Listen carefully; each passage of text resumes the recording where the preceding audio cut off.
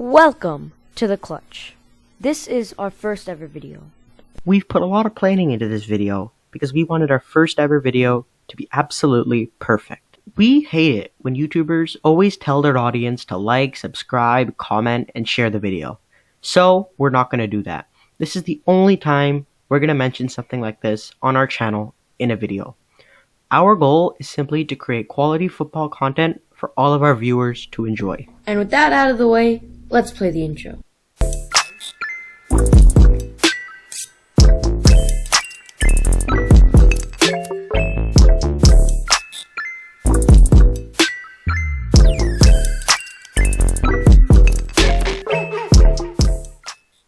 Now, unless you've been living under an actual rock, you probably know that Tom Brady and Rob Gronkowski are reuniting next season with the Tampa Bay Buccaneers. The obvious question is, can these two really succeed with their new team, or are they going straight to the dumpster? That's exactly what we're going to be talking about today on today's segment of Bigger Busts, Rob Gronkowski and Tom Brady. Over the course of the past decade, we have seen, if not the most dominant tight end and QB duo of all time. However, I see no way these two can make a comeback and have a winning season in the NFL alone. Let me elaborate. Tom Brady is 42 and Gronkowski 31. In comparison, the league average for age is around 26. With the Patriots, for most of the 2000s and 2010s, these two carried the entire team on their backs. But I don't think their old broken backs can handle it now. This is starting to feel oddly like the Star Wars saga. Brady and Gronk are like Luke Skywalker, who when was young overthrew the Galactic Empire. Brady and Gronk won multiple Super Bowls when they were young. But then, all of them got old, and did some bad things. Luke Skywalker let Kylo Ren go to the dark side, and Tom Brady did this. Dynasty to end it. The two of them together. Yes. I mean, we'll never see this run again, Jim. Brady's pass, it's intercepted and returned for a touchdown. Once Luke Skywalker realized his mistake, he had to make way for Ray to come in. So, Tom Brady should make way for Mike Evans and Chris Godwin to come in. Anyways, enough of Star Wars. The only way this team succeeds is because of their teammates and coaches, and not them. Bruce Arians has set up a terrific offense, which Tom Brady can utilize. And man oh man, is that receiver core looking fresh. Now why don't we focus on Brady's weak points? He has gotten progressively worse every season starting 3 years ago. His passing yards, QB rating, passing touchdowns, interceptions, and pass completion percentage have all gotten worse over the course of the last 3 years. In 2017, he made first team All-Pro and the Pro Bowl. In 2018, he only made the Pro Bowl. And in 2019, he didn't even make the Pro Bowl. The only reason he even made the frickin' playoffs this year was because of his amazing defense. Because frankly, the offense was quite lackluster. Stephon Gilmore won Defensive Player of the Year and had the interception title. In addition to that, the team ranked first in turnovers and yards allowed on the defensive side. Listen, even if Tom Brady is bad right now, people always agreed on his ability to clutch up. That was never in doubt. The main example of this was in Super Bowl 51 against the Falcons, when the Patriots were down 28-3 and came back for the win. But he lost his touch in that too, when he threw the ball behind Mohamed Sanu, getting intercepted against the Titans in the wild card, and he lost his team the chance at kicking the game-winning field goal. What a bad moment for him. Now why don't we focus on Gronk? Rob Gronkowski, the most dominant tight end I have ever seen in my entire life. But listen, he's old. He retired. There's no way he's coming back. Let's just face it. The case for Tom Brady and Rob Gronkowski is that they still have some good football left in them. Even though Brady did not play very well last year, he still led the team and was a great game manager. Granted, he did have a great defense led by Stephon Gilmore, but he was ranked the 7th best quarterback in the whole NFL by PFF Sports. The main reason that the Patriots lost in the wild card against the Titans was more because of the team and the defense, not Brady himself. The defense failed to stop Derrick Henry all night, and he ran over them with 180 yards and a touchdown, averaging over 5 yards a carry. This also opened up the play-action game for Tennessee, which they fully exploited, like on this play here, where Derrick Henry caught a play-action screen and took it for 22 yards down to the 1-yard line. The Patriots put no help around Tom Brady, especially in the receiving core. Julian Edelman mainly only plays in the slot and can be easily taken away with a simple double team, like the Titans did here with a defensive tackle dropping back in coverage to make Edelman face a double team. This way, the Titans held Edelman for just 30 yards in the wild card and dared anyone else to beat them in one-on-one coverage, which no one did. Besides Edelman, the Patriots didn't have a single receiver with over 400 yards in 2019.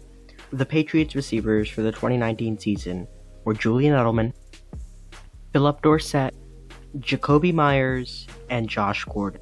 All of these players are either extremely young or have never succeeded as the true number one receiver of an offense. One example of this is in Week 17 against the Dolphins on this play here.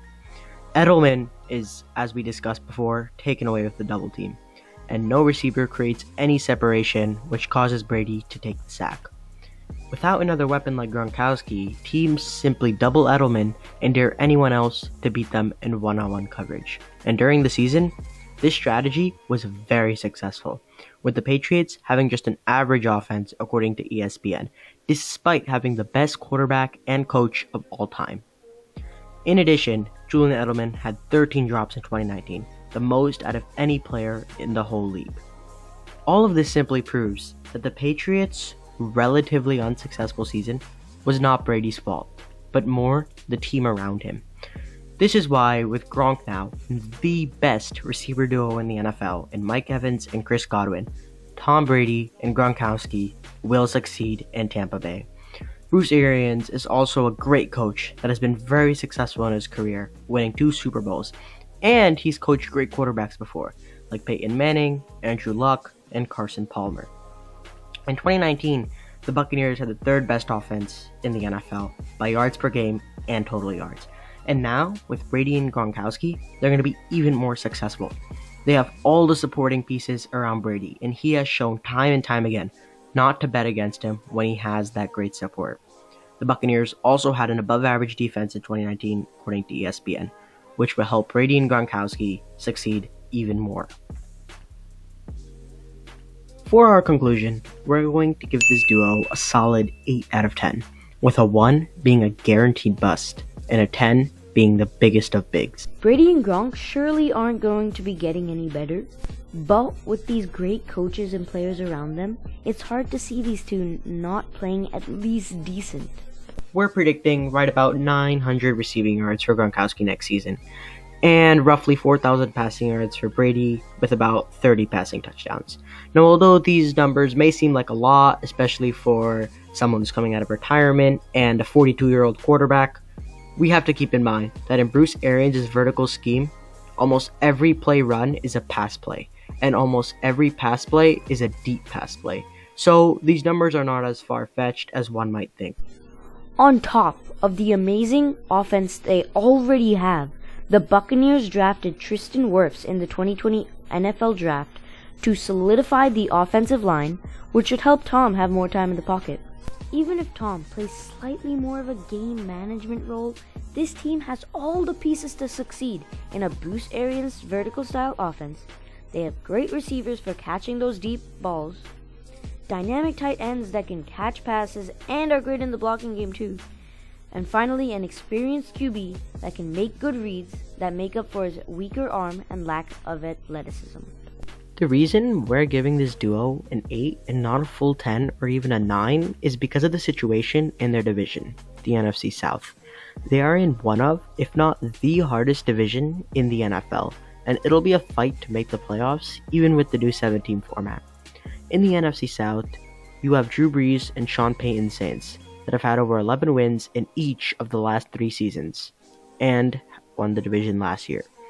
You have the Atlanta Falcons, who made a Super Bowl run just 3 years ago and have now added Todd Gurley to an already outstanding offense with Matt Ryan and Julio Jones. And finally, you have the Carolina Panthers, who also made a Super Bowl run a couple years ago, and have the best running back in the league in Christian McCaffrey. The Bucs might very well have just 3 or 4 losses, but will still have to settle for a wild card with this new format. This will make it difficult in the playoffs, since they will be consistently playing on the road. In the end, it'll come down to how Bruce Arians and the front office can capitalize on the talent they have on the roster as quickly as possible. Arians needs to work to Brady's strengths, which are his pregame reads, understanding of the game, and his leadership skills, as well as develop the younger players on the roster like Chris Godwin and OJ Howard. If Arians can do this, and the front office can bring in a few more players during next year's draft or free agency, this team has more than enough talent to be a Super Bowl contender for the next couple seasons. Thanks for watching the video. We hope you enjoyed it. So, will the Bucs, and more specifically, Brady and Gronk succeed next year? We think yes, but Tom Brady has pulled out a lot of surprises in his career, and if we only know one thing for certain, it's that Tom Brady will go down as one of, if not the best quarterback of all time.